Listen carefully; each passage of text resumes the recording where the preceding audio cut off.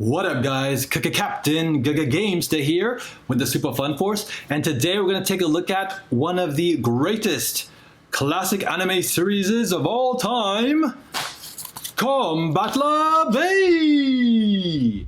Alright guys, this is from one of my favorite genres of all time, and that is super giant robo anime mecha. So, quick history lesson of the day. It all began with Astro Boy, and then in 1972, Great Mazinger Z. Following that, you've had various giant robot animes, and manga of course, but my favorite standout from the early or mid 70s technically is the Robot Romance Trilogy, which included Combattler V, followed by Voltus V, and then finally General Daimos. Now, and then also the creator's follow-up series, Daltanios. We'll get into that eventually as well. But Combattler is my favorite, followed by Daimos.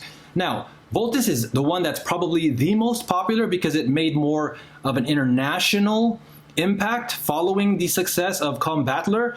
And the two of them actually are very similar and parallel in terms of their design, stories, and characters. But let's go into why, and they're all super fun for sure, but let's go into why I really like Combattler. Now, this series is awesome in and of itself in that for its time, it was definitely something that was fun for all ages, but I will say that this is generally recommended for teenagers, and adults can easily enjoy this because it actually deals with very serious themes, serious character developments, flaws, backstories, different types of relationships, and overall, it really does focus on the development of them as individuals and a team, and that is amazing.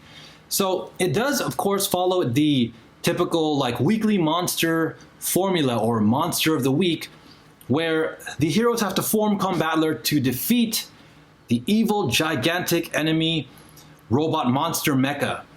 However, there are still different plot lines and things that happen, and again, it does take very, edgy and surprising twists and turns, but it still has that kind of, family-friendly, kid-friendly, simplified somewhat resolution at the end, but not always. So like I said, this definitely is still full of surprises.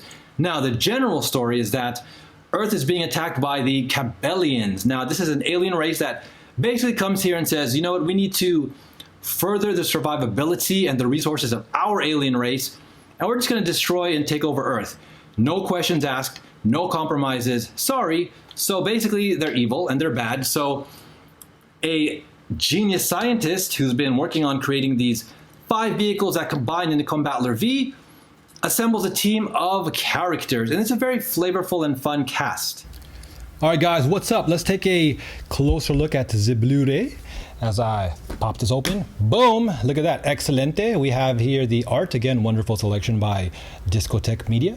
And I'll flip this over here gently, and we can take a look at the characters. Of course, here in the beginning, we have none other than Chodenjiro Bo, aka Combattler V.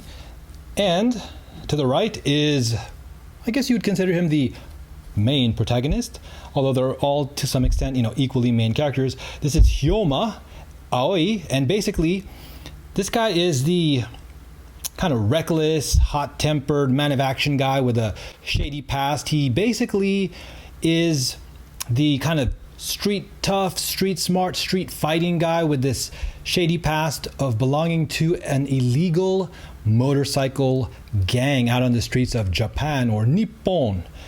And he has a very interesting dynamic with this character right over here, Juzo Naniwa. And they basically, butt heads and argue a lot and compete. And Juzo is a very interesting character. He is a world-class Olympic marksman, super deadly and efficient with ranged weapons, firearms, and guns, whether it's, an actual gun in his hand or like a rifle, or while shooting certain ranged weapons of Combattler. Now, we'll take a quick jump back here to Hyoma. He's the one who pilots the battle jet, which forms the head of Combattler right up there. And then going back to Juzo, this guy, again, he's a little bit more cool, and, he tries to be like the mature, wise, experienced, confident one. But again, he also has his moments where he can get, pretty riled up, we'll say. And basically, he has the Battle Crusher, which forms the chest and the arms. It's another form of a jet. And then next thing, let's jump over here and let's take a quick look at Daisuke Nishikawa. This guy's cool. So far from where I've been, he's just kind of like the general all-around kind of neutral, fun-loving guy. He definitely has the more traditional Japanese backstory, being a master of judo, and he also enjoys sketching. He pilots the battle tank, which basically that portion there is generally carried by one of the other flying members, which we'll get to in just a moment over here, the female character. And that becomes the torso, the main lower part of the body of Combattler. Next to him, we have Kosuke Kita. This guy's fun. He's a kid genius. And he basically embraces that as having these like strategies and battle tactics, knowledge, and, you know, kind of in the moment when they need like some kind of like, you know, some type of knowledge, information, some kind of like, you know, witty, smart thing to figure out whether it's scientific, technological, and whatnot. Like, he's the go-to guy, man. He can help figure out a lot of things, especially when they're fighting the, you know, beast slaves, which are the enemies, the enemy giant robot monsters. He usually is one of the first to be able to kind of decipher what their, you know, weaknesses, their strengths, their power, their composition, you know, what makes them do what they do, essentially. And he's really great, too. He has all these little inventions and stuff like that. And over here we have Chizuru Nanbara, who is the only main female protagonist.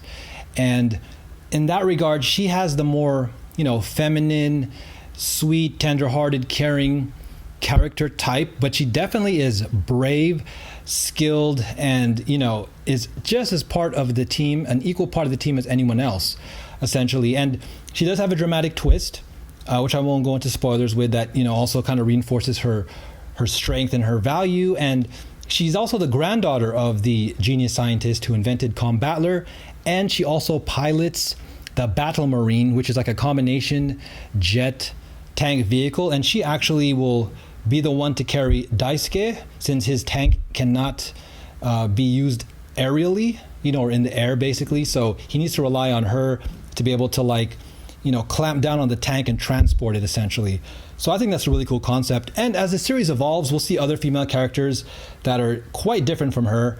And also in the other romance trilogies, there are very different female protagonists as well.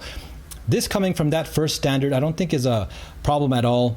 And to me, again, doesn't take away from any of the enjoyment. Still a great female character, and overall a wonderful cast, especially for this time. Again, how they are, you know, working with these archetypes and are part of the, you know, origins of that style of a team. But again, you get this great sense of them having to be a team, having to work together, their interpersonal relationships.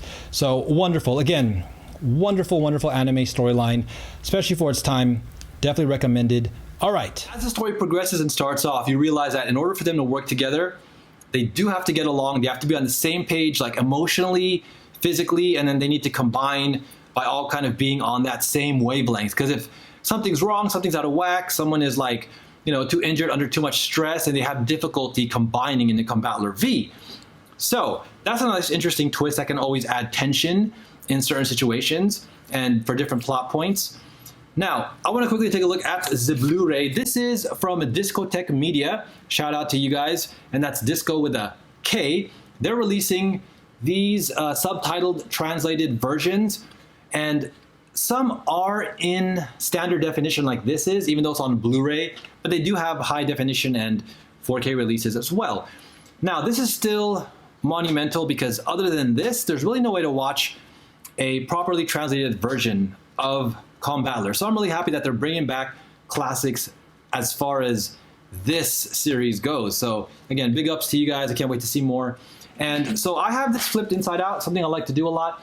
I did like the interior artwork. The exterior artwork you can see here. Wapa. And again, there's the full team right there. So all in all, again, you know, this is the beginning. I am almost done with the series. It's about 50 odd episodes.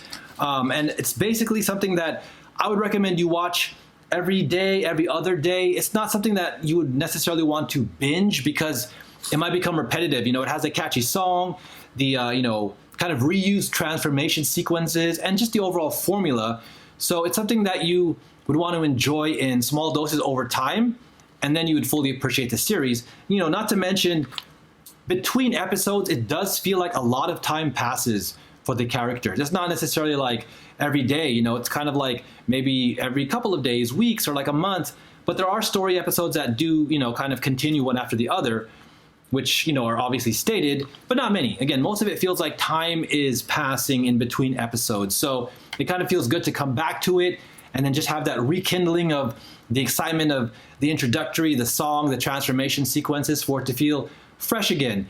So this is super fun because it really, really captures that early classic style of anime and storytelling. But again, this definitely has more edge to it and more seriousness. So there you go, Combattler V.